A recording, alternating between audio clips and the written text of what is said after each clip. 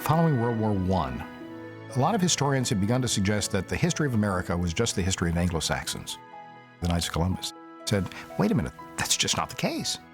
So among other things, the Knights of Columbus published a monograph by W.E.B. Du Bois on the contributions that black Americans had made to the development of the country, and by a fellow named George Cohen, who talked about the contributions that Jews had made to the development of America, plus many others.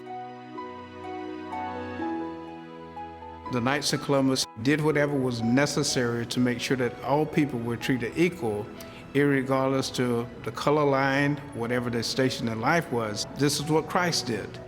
And that's what makes me really very proud to be a member of the Knights of Columbus. The Knights' defense of minorities and opposition to religious persecution in the 1920s extended to Mexico during a period of government-backed anti-Catholic violence.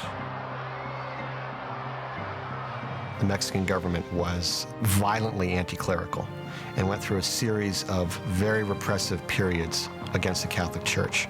Not just closing churches, but shooting, hanging, murdering priests and Catholics.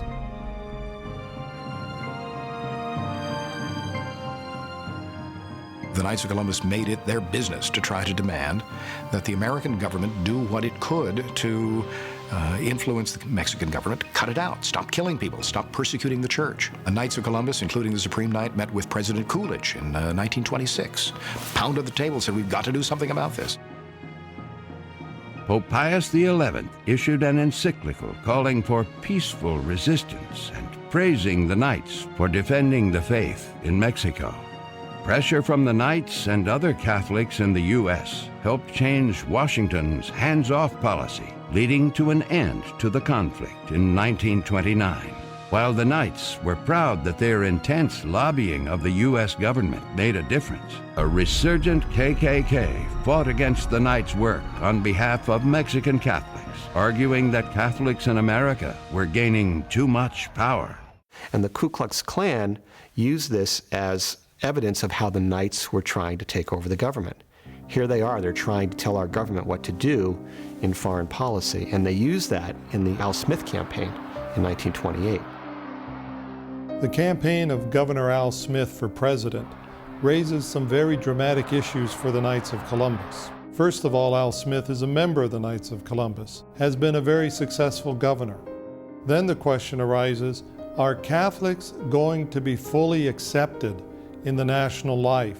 And can they actually offer seriously a candidate for president? He was a lifelong member of the Knights of Columbus. He was truly a man of the people, and he wanted to give back. He got into politics through his affiliation with the Catholic Church. So looking out for the little guy, looking out for women, looking out for children. He was a very compassionate man. And to get out there and see the real hatred, people burning crosses, people talking about the Pope moving into the White House. This was a deeply religious man, and he couldn't leave the hate and anger out there, and it did take a toll on him. When the election came, he lost. It was devastating.